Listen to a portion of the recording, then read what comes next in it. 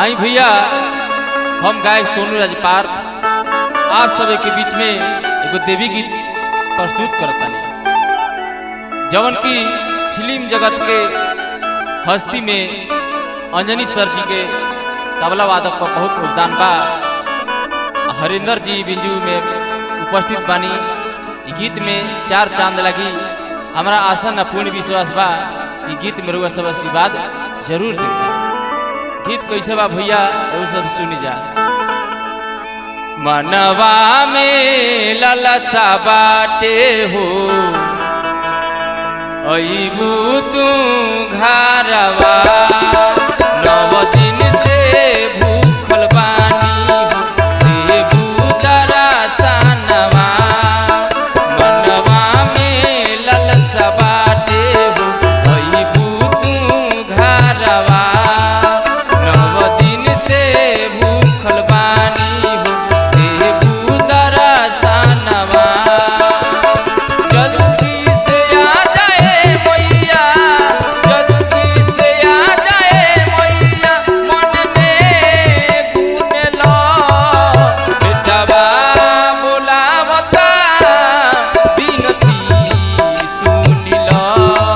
बेटवा बुलावता